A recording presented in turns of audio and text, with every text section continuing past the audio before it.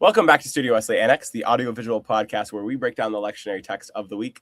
I'm your host, Sam Salz-Williams, and I'm joined back by my two lovely co-hosts, starting with John. John, how are you doing today? I'm doing pretty well. I had like a very just eventful past couple days, so that is pretty fun, pretty cool.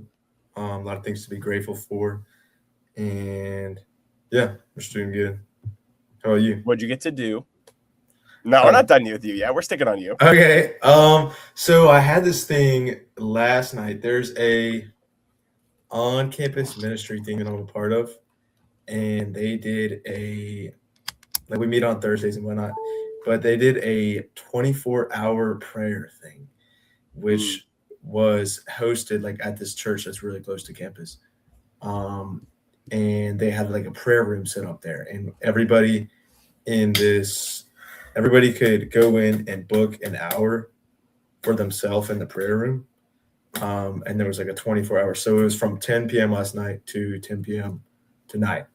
And there was like, everybody would go in on like this link that they sent out and like book this person. This person has their hour and this person has their hour. And there's like a schedule of when you go in. And there's ones like, there was one with like a kind of a group of people from 1 to 2 a.m. And then afterwards they went out and got Waffle House, and I was in that group, so it was cool. Oh, that's awesome. And then I also did another one from 5 to 6, and because that way whenever I got out, I could see like the sunrise and stuff. So it was really cool. But yeah, this is my first time doing something like that. I didn't really know that was a thing. But yeah, it was cool. That's really, really cool. I love that a lot. Issa, how are you doing today? I'm doing well. I mean, it's finally Friday, and now spring break has begun, so I'm really excited about it. My mom is coming to Lakeland, I think on Sunday. I'm actually going to be staying on campus next week to just get some more money from my on-campus job, so I get to work next week. So I'm excited about it, and I do love my on-campus job, so I'm excited. And I hope to also go to Gainesville and Ocala at the end of the spring break. So I'm excited. And yeah, I'm looking forward to the break. So I'm really excited about it. So I'm doing pretty good. What's your on-campus job? So I work for one of my professors. His name is Justice Lewis, and he established this program called Justice Teaching Center. So it's where we create presentations and send them to judges and lawyers to visit middle schools, high schools, and elementary schools. And we teach them about like Supreme Court cases, civic literacy, so that they can be prepared for the end of the year civic literacy exam. So it's really, really fun. And then we also have school visits. So schools will come to campus and we'll do presentations so that they're ready for the exam. So I do love it. And I'm a pre-law minor, so it's really good for me to do that research on cases myself. So it's really fun. It's very informative and it's very rewarding on a lot of different levels. So I do love it. See, we talked about this yesterday, but I wanted to give you the hype up on the podcast because I'm always looking for moments to get to reveal y'all a little bit more, yes. give the people better insight.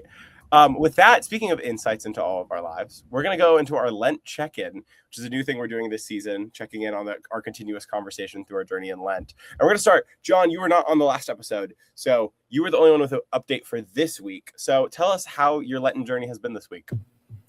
It has been really well, really good. Really, it's going really well. That's what I should say. It has been, I feel like since I am pretty much not spending like any time on my phone except for just like basic communication with people, just calling, texting, and emailing. My screen time has gone down like 85% or like 70 something percent. I haven't even looked at it, but basically I feel like I'm just more present for so many things. And even things that I would go to, that I would like be a part of, either whether it's this group of people, this event, this thing, this class, whatever, that I wouldn't have been on my phone at like before Lent. And I'm like, I already wasn't like spending time on my phone there. I still like feel so much more like I'm just absorbing the whole situation, and like I'm just more present for those. In a bunch of different ways, even though just because I feel like in general, I'm just way less on my phone. So it's not even something that I really like think about anymore. It's just, I feel like I'm just more present and more I don't really know how to describe it, but yeah, I guess just more present, like able to just think clearly. I don't know. That's awesome. It's a great feeling to have. We've been talking about like Lent as a period of reflection, and it feels like being more present is part of the way to do that, and to be able to like be more mindful of yourself and what you're feeling. I have taken a little page out of your book. I was actually talking to my therapist last week about screen time and things like that, and I go back and forth between like going cold turkey and just like getting off of it entirely, and like, well, I still want to be on it. I still want to be able to connect with my friends, and so my therapist introduced me to an app that we can link in the description, which is not, we don't get sponsors or anything. It's nothing like that. But it's an app that's been really helpful for me because instead of like a normal screen time app where it gives you the little notification of like, do you want to do this? You have to wait a little bit of period of time. But the game changer for me has been it breaks up your time into increments. So like if you want to be on your phone for an hour a day or like 2 hours a day, you only get it in little 15-minute chunks. And that, for someone with ADHD who can just like keep getting that dopamine hit over and over and over again, and then realize I've wasted 3 hours, having it in chunks and like getting the snap out of it has been really, really nice. So it has greatly reduced. I haven't even reached my, like, I think I have it set for 2 hours. I haven't even reached that, I think, this whole week, because breaking into 15-minute chunks and not doom scrolling, you don't even really want to. So I'm taking a little page out of your book, John, trying to be more involved with it. Isa, we're going to jump to you. What are you trying to, yours is on being reflective. So what are you trying to look for the next week? Yes. So I mentioned a little bit about this during our last episode.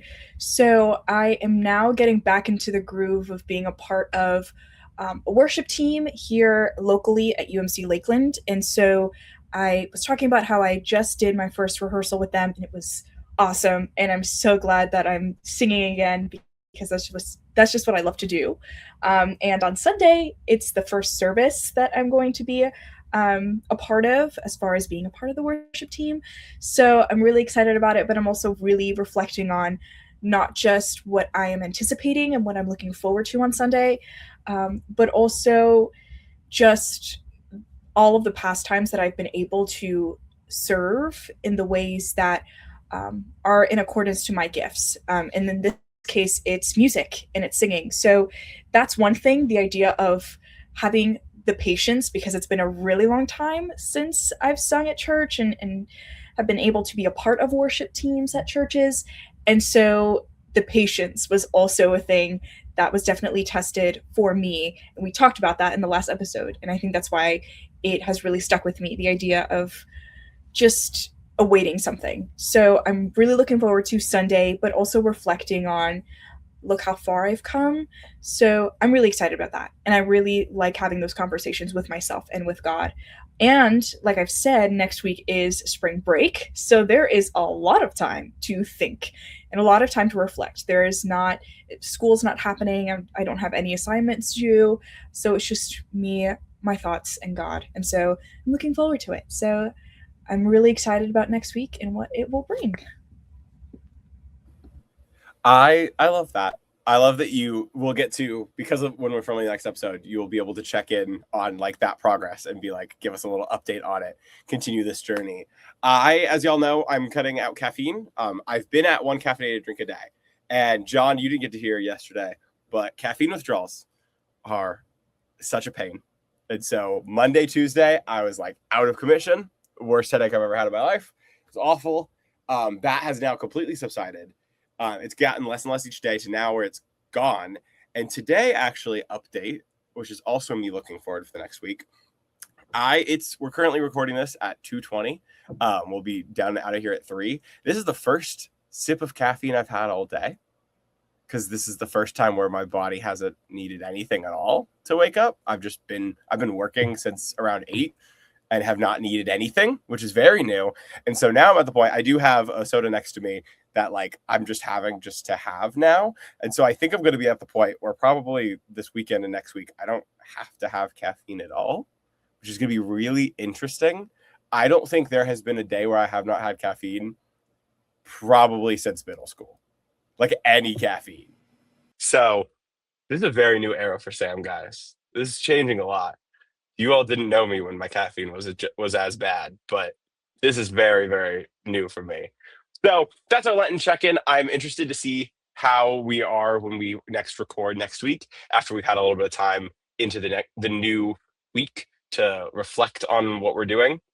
And with that awkward transition, we're going to keep on going. John, you have the Samuel text today, which was not at all confusing when I was trying to do the breakdown. I do. I will go ahead and get into that. So I think whenever I just kind of recently read over this a little bit ago, I think I have read this before, but I think it's been like very many years, and it's been a kind of a while. So I am going to, okay. I'm just going to go ahead and get into it. And so I think whenever I read through this, it was like initially I was like, what am I supposed to get from this? This is just kind of like things happening. But then I like actually realized, I feel like something that I just kind of examine in this text is a theme of like trusting in God's plan, trusting in the Lord's plan. And it kind of gives us a glimpse into how the Lord works as well, and just kind of how he operates, if you will. And so I think there's multiple times throughout this text where Samuel is like just kind of unsure, and he's asking questions to God, and he's like, how am I supposed to do this? And so I'll just kind of go through those semi quickly. So initially, Samuel's grieving over Saul, and he's and the Lord kind of says to him to stop letting his grief slow him down, and he asks, how long are you going to grieve over Saul? I have rejected him as the king over Israel. Fill your horn with oil and get going. So he's like just sending him out to Jesse of Bethlehem, because he is going there to see the next king that the Lord has chosen. And so then Samuel, the first time he like kind of asking questions like, how's this supposed to work? He says, how can I do that? When Saul hears of it, he'll kill me. And then the Lord tells him exactly what to do and how to do it, and take a heifer and say that you've come to make a sacrifice for the Lord. And he just walks him through everything that he's supposed to do. And then the second time, and after that, so Samuel did what the Lord instructed, and it goes through that. And then a second time is when Samuel gets there, and he says, and he sees some of the people there, and he thinks that must be the Lord's appointed right in front, because this is kind of reflecting like him being nervous about like, seeing the people there, and just be like, oh man, and just being nervous about who he's supposed to invite to the sacrifice. But then God says, no, that's not him. It says, have no regard for his appearance or stature, because I haven't selected him. God, and then it says God doesn't look at things like humans do. Humans only see what is visible to the eyes, but God sees into the heart. And so he says, he's like, no, you're not evaluating this correctly. Like, you being nervous about, oh man, this guy's really tall and he's really big and he's really strong. Have no regard for his appearance or stature. God is just kind of reassuring him again for the second time, and bringing him some peace and some confidence that he can have in what God has planned.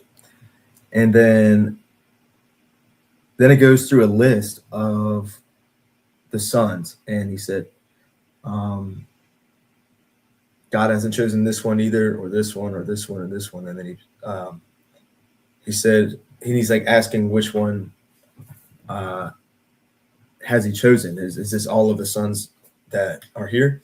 And then he goes out, and this is the part where I'm talking about like how God operates. And whenever the youngest one comes, it says there's still the youngest one, but he's out keeping the sheep. Send for him, Samuel told Jesse, because we can't proceed until he gets here. And that's a verse that I underline, because it's like insinuating how important the youngest and probably the littlest and maybe the most disregarded person in this whole group is. And then it goes and it reveals that is the one, guys, that the Lord has chosen. And so it's like all of the other sons, there's like 7 different names in here. There's like 4 different names that it lists.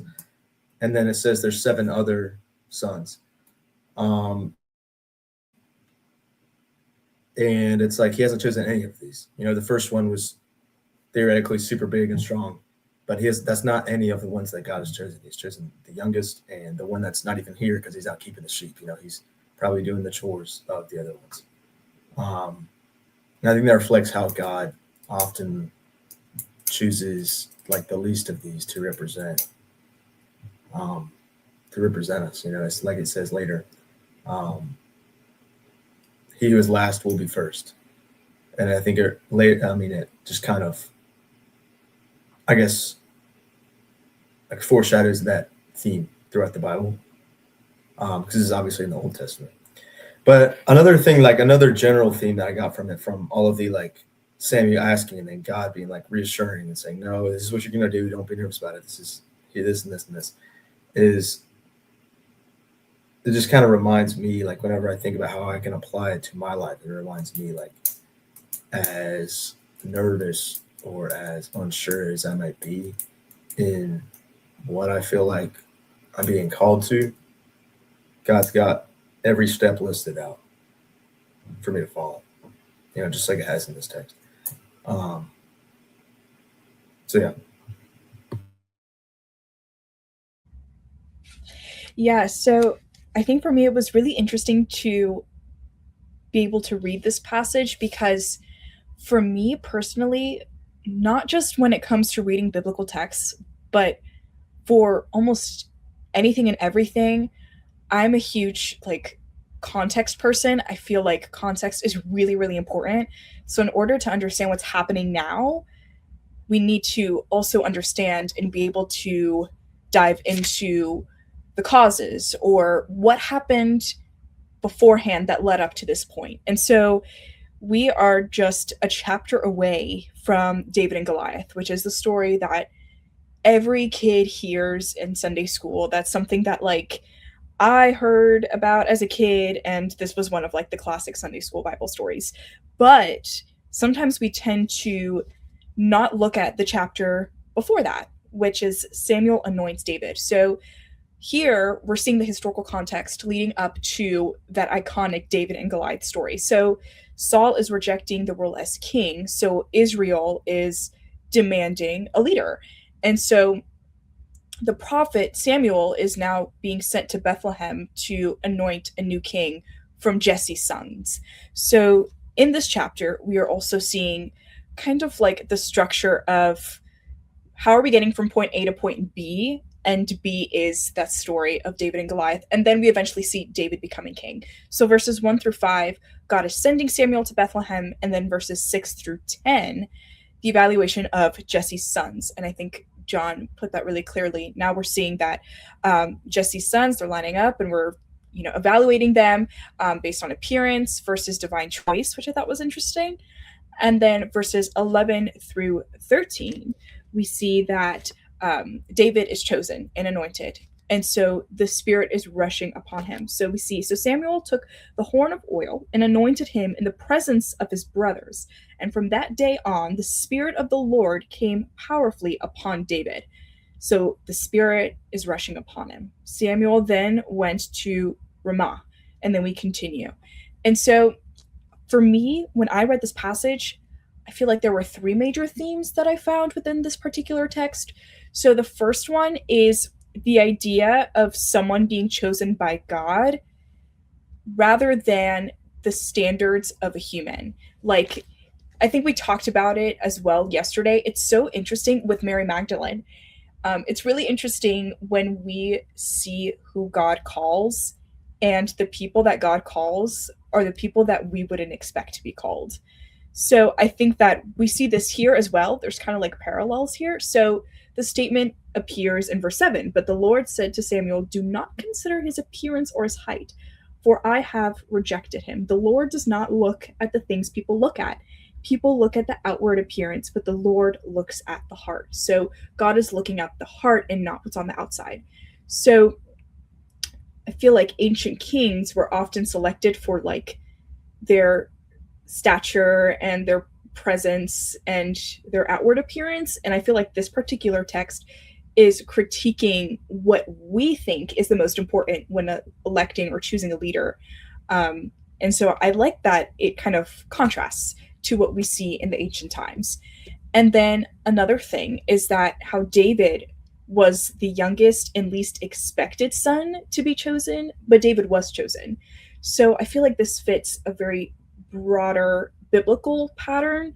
And we see that with Mary Magdalene. We see that with so many different characters in the Bible, where I feel like as humans wouldn't choose these people, but God does, because God doesn't look at the outward appearance. God looks at the heart.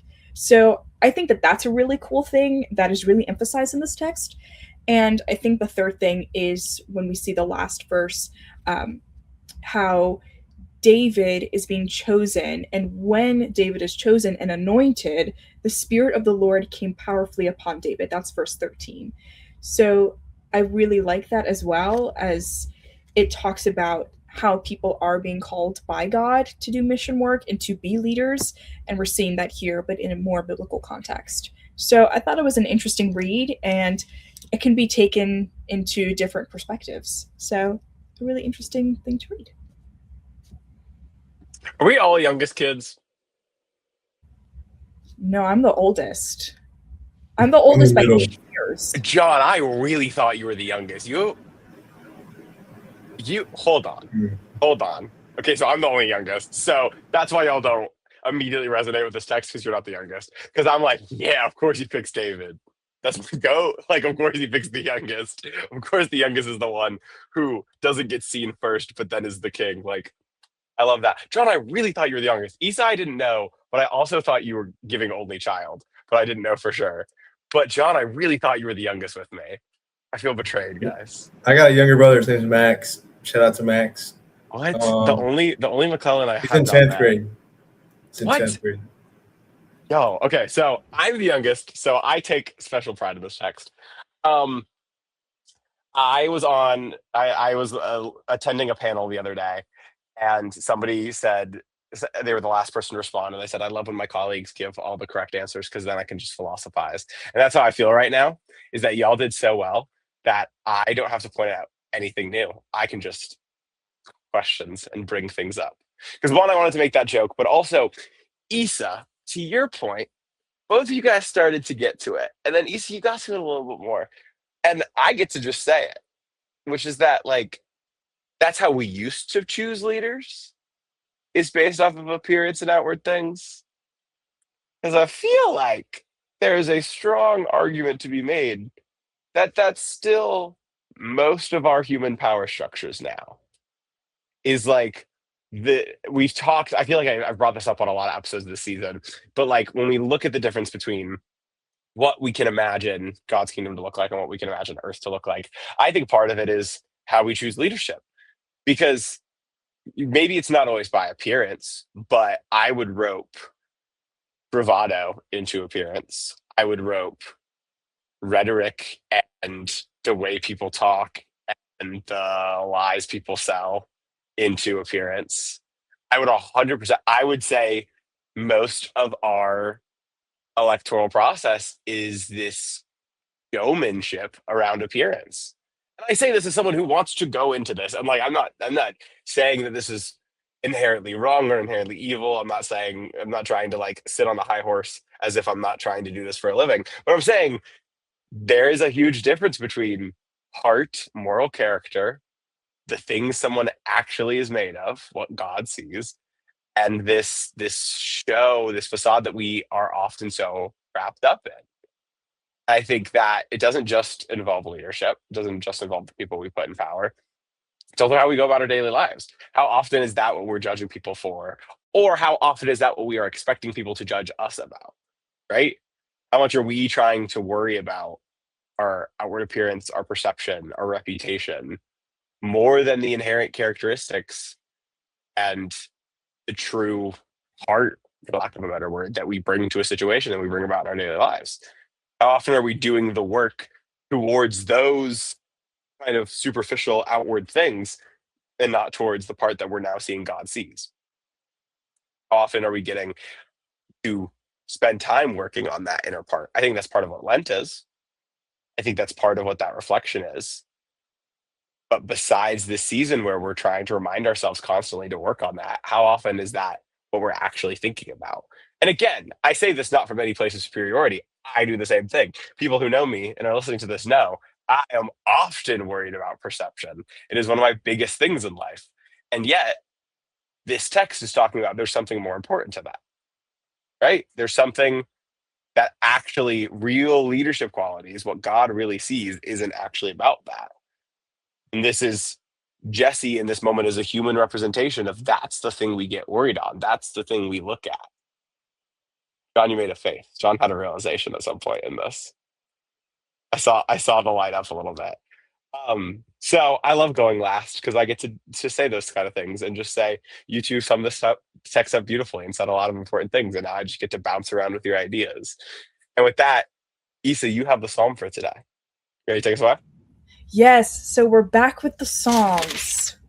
It's great that John's back because I know that I am then not alone because someone doesn't like Psalms, but now Sam's outnumbered. So I am going to go ahead and lead Psalm 23. So here we are seeing a Psalm of David. So now we have kind of talked a little bit about the historical context of how David is going to become king at some point. And so now we are seeing a time in David's life where David is king. So a little bit of context here. This particular psalm is attributed to David. And so this psalm is belonging to the genre of more so, I feel like the theme here is a lot of individual trust. And so it's very poetic and metaphorical rather than it talks about a particular narrative. And so I'll go ahead and talk a little bit more about what I mean by that. So we see this is a shorter psalm. So I'm going to kind of break it down because I feel like that is how I tend to understand biblical texts a little bit better. So we see verse 1 and verse 2. The Lord is my shepherd. I lack nothing. He makes me lie down in green pastures. He leads me beside quiet waters. And then verse 3 and 4. He refreshes my soul. He guides me along the right paths for his name's sake. Even though I walk through the darkest valley, I will fear no evil, for you are with me. Your rod and your staff, they comfort me. So we're seeing verses 1 through 4. There's a lot of imagery when it comes to shepherding. So the idea of being guided, the idea of being protected by God. We see that in verse 3. He guides me along the right paths for his name's sake. And so we also see verses 5 through 6. You prepare a table before me in the presence of my enemies. You anoint my head with oil. My cup overflows. Surely your goodness and love will follow me all the days of my life, and I will dwell in the house of the Lord forever.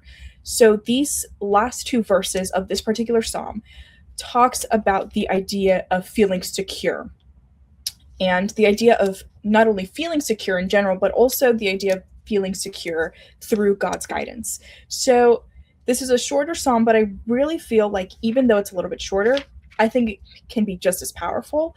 So for me, there were three major points. One, the idea of divine provision. So the idea of, in the beginning of the psalm, it feels as though there's a lot of metaphor surrounding being shepherded and the idea of being guided and led. So the shepherd is leading to green pastures, and we see that in verses 1 and 2. Green pastures and still waters. So the image of being stable and the idea of feeling sufficient. And then B, we see presence in suffering. So the valley of the shadow of death doesn't really imply the avoidance of danger, but confidence when we go through times that we feel we might be in danger, or confidence through waters that aren't so still. And so I feel like that point also talks about the core reassurance in God's presence, no matter if we're going through a time where we're at a high or if we're at a low point. And so then we also talk about in this particular text the idea of covenant hospitality. So the prepared table in the presence of enemies, it suggests divine favor despite opposition. So sometimes when we believe that we shouldn't really trust God, or we are a little bit too proud or selfish in ourselves to be guided by God, I feel like that kind of counters that idea. So divine favor despite opposition that we may be having ourselves. And then I think the last point is the overall significance of the psalm. So God is portrayed as both the shepherd and also, I would kind of say, what was the phrase that I came up with? It's like the idea of being a gracious host, the idea of protecting someone else. God is the protector. And I think that that is really emphasized in this text. So the psalm is expressing the idea of trusting God, not denial of hardship, but assurance of faithful accompaniment. So I feel like we also talked about this in the last episode, the idea of patience, but also I think it was one of the like my favorite texts that we've talked about so far on Annex is what do we think about like Paul's chain of like suffering equals perseverance? Like what do we think about that? I think that it kind of like parallels here, or at least to me, like it kind of reminded me of what we were talking about in the last episode, the idea of we can trust in God, but that doesn't mean that we believe that just because we are people of the faith, that doesn't mean that we are exempt from having hardships, but actually the contrary, that even in the midst of hardships, we can still have trust in God and still believe that we are to be guided by God. So I thought that that was a pretty interesting take, and I'd be interested to hear your guys' thoughts and what you guys took away from this. So, doing Annex for this long, which hasn't even been that long, but texts come back over the years. Like, there are some texts that we always repeat. I feel like this is one of those texts that everybody knows. I do have to say, Isa, I don't know what translation you have, but I have King James Version online pulled up, and yours was slightly different. But though I walk in the valley of the shadow of death, I will fear no evil is like the iconic phraseology that I think of this text. And I know this text very well.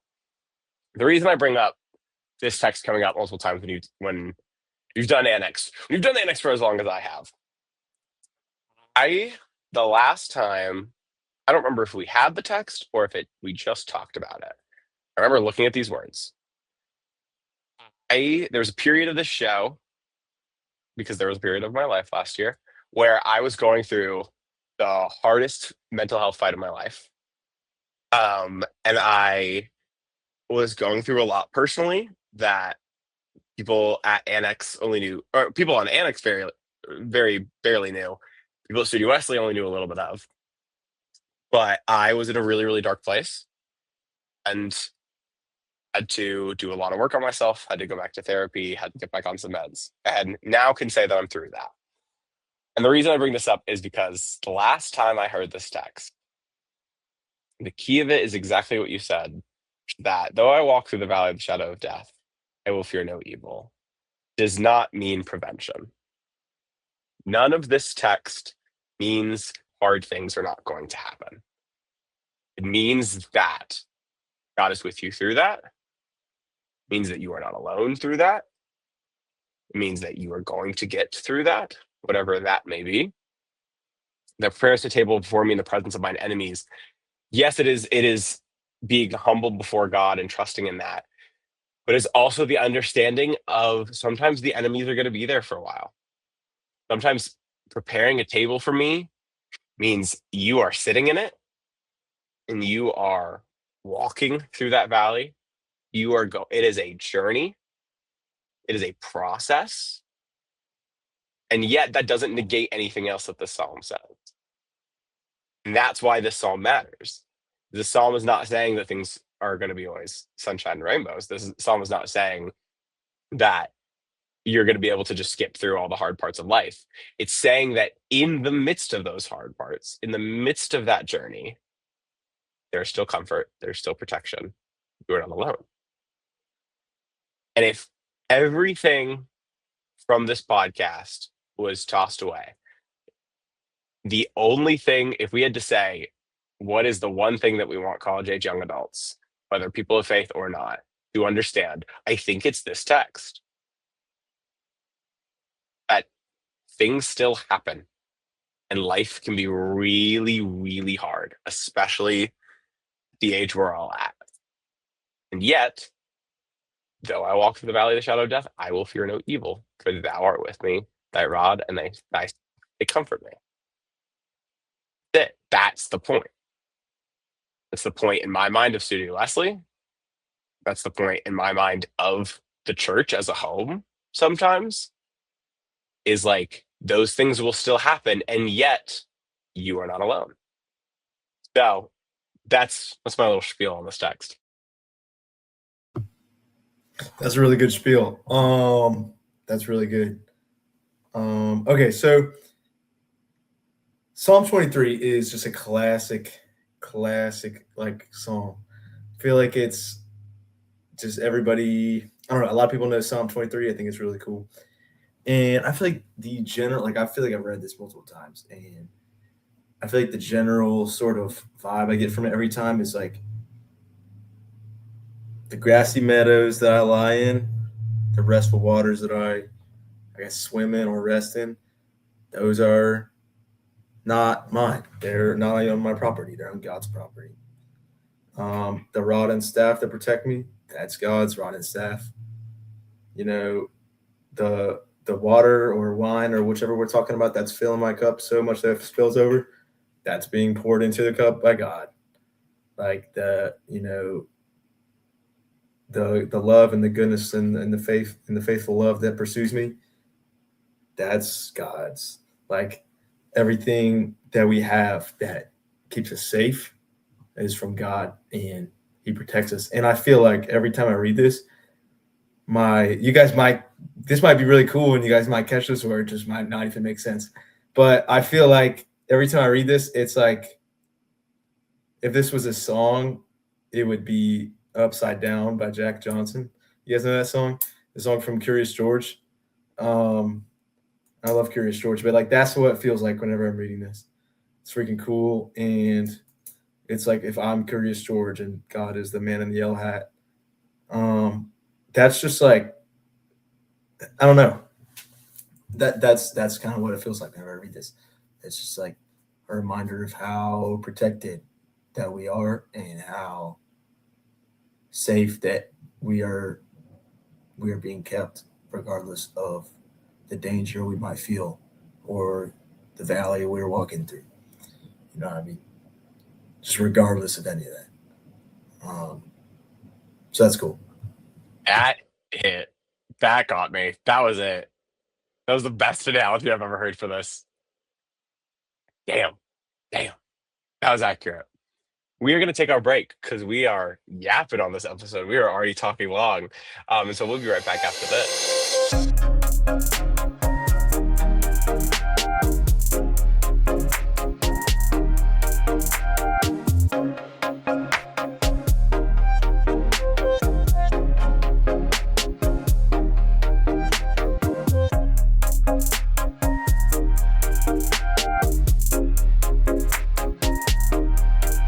We are back, and we're going to keep on trucking through today. We are doing our blind read for today, which is Ephesians chapter 5, verses 8 through 14. And this is going to be an interesting verse because I don't know what I'm going to say. And I think that's kind of the consensus right now, is this is a very short text that is kind of repeating the same metaphor 3 or 4 times in different ways.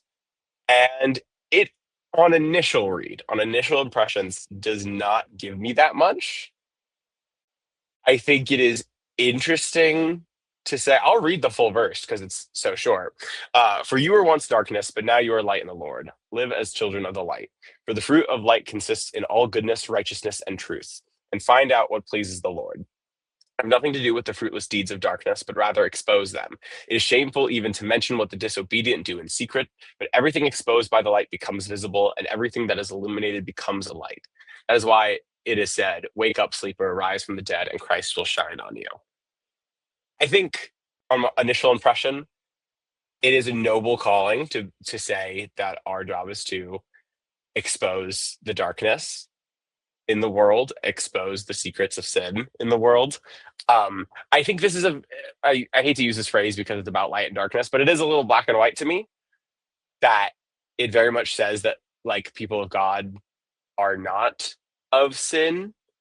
And I don't really agree with that. I think all of us have sin. I think that's part of the point of a loving and redemptive God, is not just that like we are the pure people who are supposed to expose sin in our world.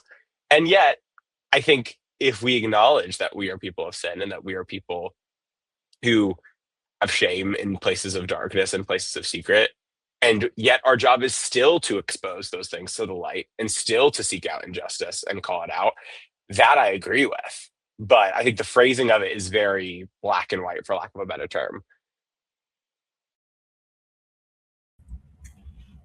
Yeah, I would have to agree. I think my first reaction, whenever I think of things like the blind read, I feel like for me, I try to figure out what my reaction is based on one word. I feel like I couldn't really do that other than say, like, I feel like this is just a call out. The way that I interpreted it is I just thought of myself as like an early teen growing up living with my parents. Now I'm a college student, so now I don't live with them 24/7. But I would say I was a pretty good child. I followed the rules, but of course, there were times where I didn't. And I had the extremely bad habit to, like, if I did something wrong, I would much rather hide it than tell my parents. And every single time I did that, at some point, my parents would catch me. And I don't know how they did it because I thought I was so secretive and sneaky, but they would always find out in the end. And my parents would tell me that, like, sometimes you're going to lie, but just know we're going to find out in the end. This kind of reminded me of, maybe it was like a little bit of nostalgia. I don't know. Not to say I make mistakes a lot, even to this day, but it kind of brought me back to like my childhood and my teen years because it was just the idea of like when we hide something, at some point it will come out or the light will shine on the darkness. That's how, like, that's just what I was thinking as I was reading this text. But yeah, it, to me, the way that I interpreted it and the way that I reacted to it was like, I can relate to this because there are times where the whole point is to shine the light on the darkness, to expose the darkness through light. So, yeah. I would agree with like everything you guys said. One of the verses that just kind of jumps out to me is when after verse 12, it's, verse 12 is talking about like, do not, or verse 11 and 12 are like, do not participate in the unfruitful actions of darkness. Instead, you should reveal the truth to about them. And then this is what I'm talking about. It says, it's embarrassing to even talk about what certain persons do in secret, but everything that is exposed to the light is revealed by the light. That's the verse that I like a lot. But everything that is exposed to the light is revealed by the light. So it's like everything that God, there's nothing that is seen by God that is not going to be brought to justice by God. There's nothing that, is seen that God sees that he's not going to bring justice to. He's not going to reveal, as it says in here. And so it's like, that's fire. Like, I don't know. That's really cool. It kind of echoes that a lot in a bunch of different places in the Bible, but I just really like the way that it puts this, especially in my translation. And yeah, this is kind of most of what I have to say on this text. It's just like everything that is exposed to the light is revealed by the light. It's like, how is that not fire you guys up? Like, that's just so sick. Okay, so here's the thing about that part. So my translation is different. My translation changes very much the meaning for me.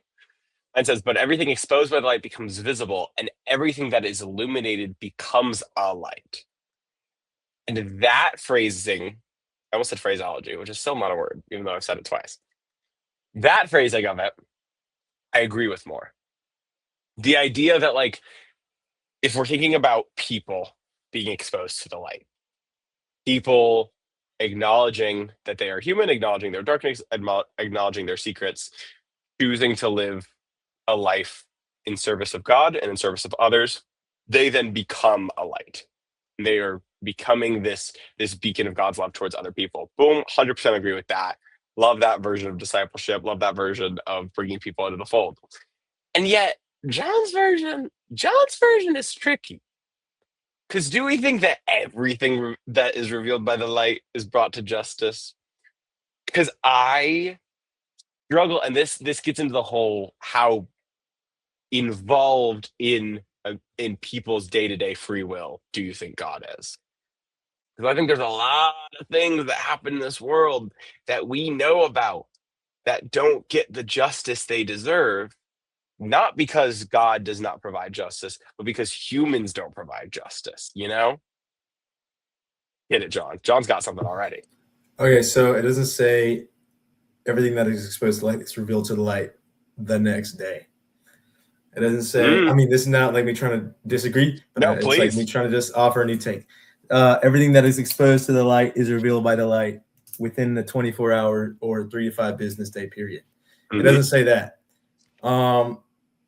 It's on God's timing, which is a timing that so many people struggle with, that I struggle with, that it's like, when is it coming and stuff like that. But also when you said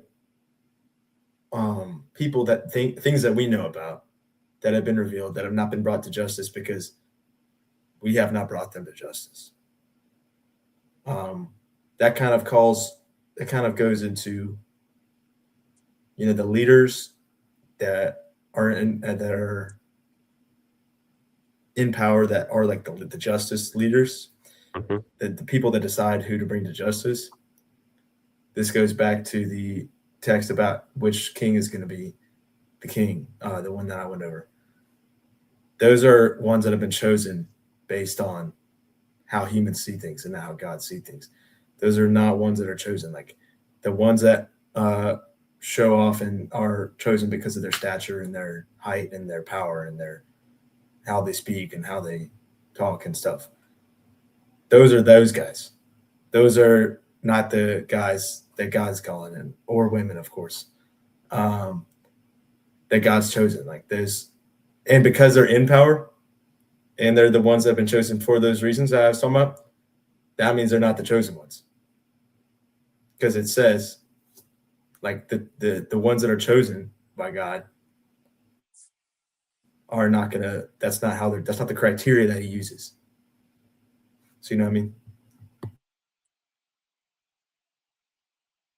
Issa, do you have anything to add? Because John kind of cooked. I'm kind of stunned.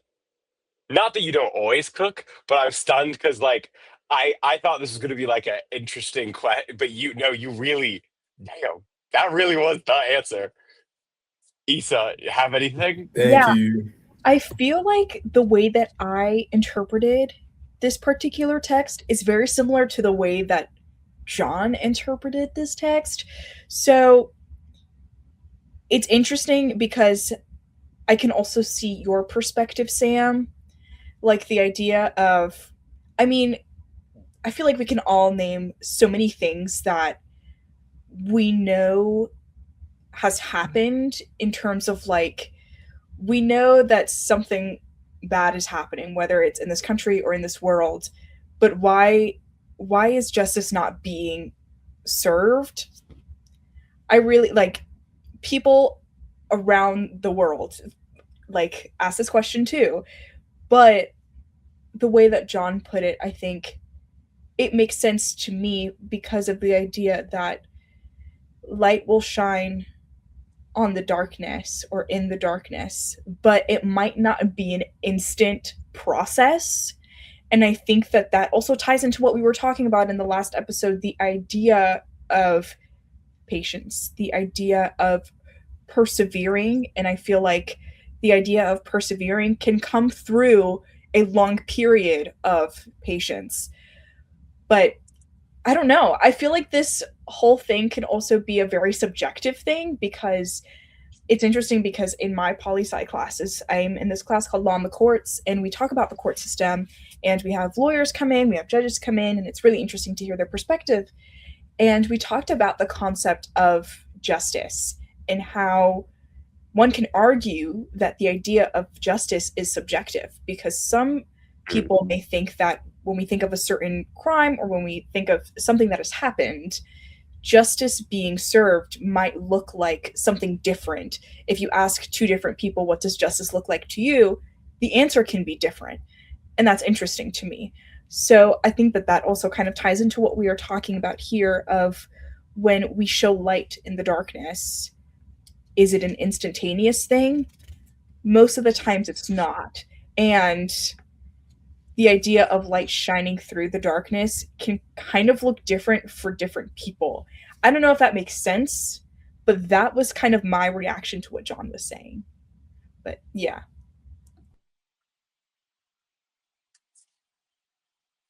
Case closed. Y'all ate. That was amazing. That was perfect. We're gonna move on. We're going to the next text. We're gonna leave that conversation where it was because that was phenomenal. I have nothing more to say. John 9 is a lot.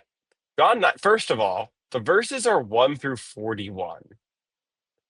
To the people who make the liturgical text, to all the secret society of people in robes, which is how I imagine that these are pulled, to all those people, why is it 41 verses? That's my first statement. My second statement. See, y'all cooked. Because, like, I don't even have to add my own thing to this text. What I will say about this text, this is Jesus healing the blind man. And it's a really long saga because Jesus can't just heal a blind man without religious people in power getting mad about it. I'm going to leave that there for a second because I think that's still important. The work of God sometimes can't get done because leaders who are in power, who are chosen in the same very human ways that we have been talking about, have to call it out and have to make sure that they get their way because they know more than what justice actually looks like. Jesus, very quickly, he is healed by verse 7, 8. And then we have to spend 30 plus more verses of people in power in religious and legal institutions saying, but no, no, no, no, no, have you considered this? No, no, no, no, no. This can't be true because he healed on the Sabbath. No, no, no. X, Y, and Z laws and regulations and rules that we can figure out to prevent justice from being served. And every time the blind man is just like, yes, but I can see now. But justice has already been given out because Jesus doesn't care about our human institutions. Jesus isn't worried about the rules that we think are important. That's not how justice works. Jesus, a poor Jewish immigrant who is healing people on the outskirts of society and constantly being questioned until he is brought in a sham trial and killed, doesn't care about the institutions that the humans think are important. His humanity is used against him because human order and human political figures think that their rules are more important than the rules of God. And this is 41 verses that are used to show again and again and again and again and again how many times we can try to trip up justice from being done, trip up God's will from being done, how much we can ask all the right questions and put in place all the right rules and regulations because we disagree with how people are trying to serve justice and how people are trying to speak the will of God. But when justice is actually served, it doesn't have to go through any of those human created institutions. It is too small to say that that's what justice looks like. It's too small to say that's what God looks like. Jesus doesn't wait till the Sabbath is over. Jesus doesn't do it exactly the way that the Pharisees want. And yet this man is healed. This man who is then cast out of the temple because he has been a witness to the healing, transformative, anti-institution, anti-political nature of Jesus Christ. And that is what we've talked about with all of these texts. And this is 40 verses where only 8 of them are about someone actually being healed. Only the smallest fraction of this text is actually about how quickly God's staff will be used to protect people, to protect the vulnerable, to go against institutions, and to correct injustices. And yet the rest of the verse is all about how humanity is going to question and is going to attack, going to put things in place so that marginalized and minority people cannot have justice served.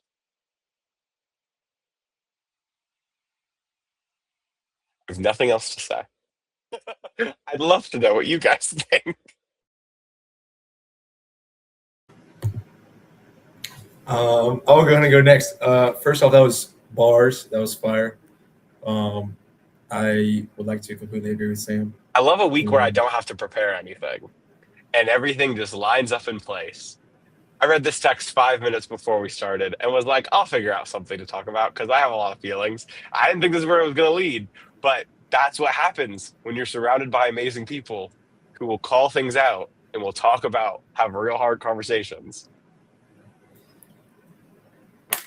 That's fire. Yes. So I want to just kind of semi-echo everything that Sam said, but I also want to call attention to verses 18 and 19. I'll just go ahead and read those. So it says, the Jewish leaders didn't believe the man had been blind and received his sight until they called for his parents. The Jewish leaders asked them, is this your son? Are you saying he was born blind? How can he now see? And so they're like, oh, we know, guys. Let's go. Let's just break down every reality of the entire situation. So first off, they're like, is this your son? So they're trying to disprove that he's even their son. Because if he's not their son, then we can like delegitimize it or whatever, if that's a word. And then it says, are you saying that he was born blind? So then they're trying to like prove that he wasn't even blind in the first place because they're trying to like, how can he now see? The Pharisees sort of come at this from every angle that they can. And then it says that his parents, after that it says, his parents answered, we know he is our son. We know he was born blind, but we don't know how he now sees, and we don't know who healed his eyes. Ask him. He's old enough to speak for himself. That's so cool. You know what I mean? Like, that's so cool. And then after that, it goes into, his parents said this because they feared the Jewish leaders. They did this because the authorities had already decided that whoever confessed Jesus to be the Christ, would be expelled from the synagogue. And so they're trying to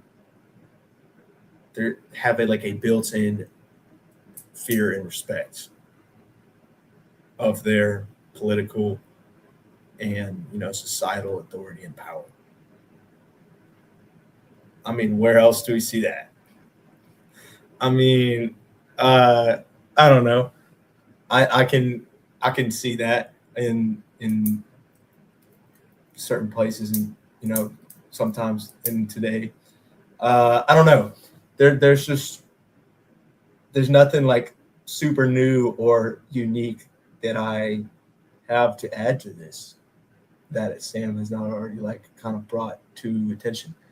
Probably because, like you said, I mean, 1 through 41, there's a repeated theme throughout all of this. You know what I mean? And I don't know. I really like it. I think, yeah. This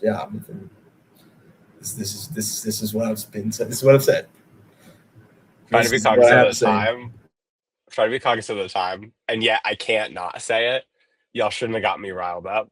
Wednesday, I was at an event with Methodists across the nation, and we were at Capitol Hill, and we were lobbying for immigration reform and for decreased ICE activity. And one of the things we talked about is Methodists get real riled up when it's about children. And John, exactly to what you just said, when your political ideology, when your religious ideology, when the people in power and the people behind the pulpit are telling you to reject your own children or to reject the belovedness of children in your community and around you, that is never going to be the work of God. And I will fully say that. I will put no asterisks on that. And I think I stand by the entirety of Studio Wesley Annex. I think I stand by the Methodist Church when I say that. That is part of this. Again, John said it. There's a lot of examples you can use to talk about what this means. That's part of it. When our ideology becomes so cemented in us that we are going to reject our own family and the belovedness of our sisters and brothers in Christ. Y'all should have got me riled up. Issa, please take the way. Yeah, so now I'm last. So I'm going to try and not be repetitive because I feel like John and Sam gave some really great points that I definitely agree with. So I don't want to sound like a broken record, but I will say something very briefly because I feel like I'm all about just like finding connections between different texts that we have read. And I think that, again, this particular text, I feel like connects to what we talked about in 1 Samuel 16 of the idea of God chooses people that I think based on human standards, those people would not have been chosen. And I think that that is really being talked about and emphasized here, the idea of divine sight, the people that God chooses versus what we see based on our human standards. So I really enjoyed seeing that and being able to read that and interpret that in this particular text. And I feel like I see that in specifically verse 28. Do not be amazed by this, for a time is coming when all who are in their graves will hear his voice and come out, and those who have done what is good will rise to live, and those who have done what is evil will rise to be condemned, which I think that also can connect to what we talked about in the past text of shining light through darkness. And those who have done what is evil will rise to be condemned.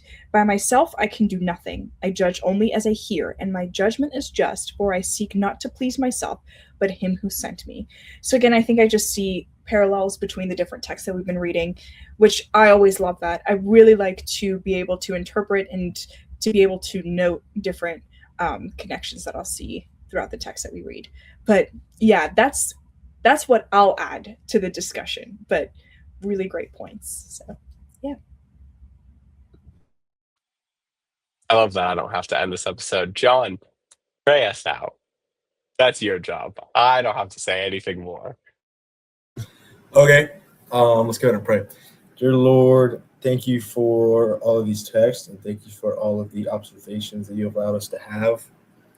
And thank you for everything that comes from it that benefits any single one of these listeners, as well as us three. And thank you for just letting us lie down in your green pastures and your restful waters. Your name is the only name that is worthy of being upheld. And so let us just be patient for the justice that we know you will bring, and just be patient and be knowledgeable of your faithful love. Amen. Amen. And with that, I want to thank both of you guys for being on this crazy episode today. I want to thank all of you guys for listening at home.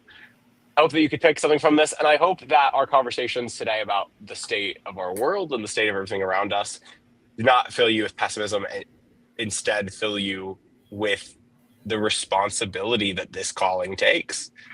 The fact that if we are people who have been illuminated by the light, we also then are reflective of that and should continue to expose the darkness wherever we can. And that as they say, you cannot be an optimist, because an optimist is to believe that that human life is for nothing, because we are on a much larger path than this, and God sees a much larger journey where I do believe the arc of the universe bends towards justice. With that, okay, 2 different quotes. Tell me who they are in the comment section down below. And with that, all God's people are going to say bye. Bye. Bye.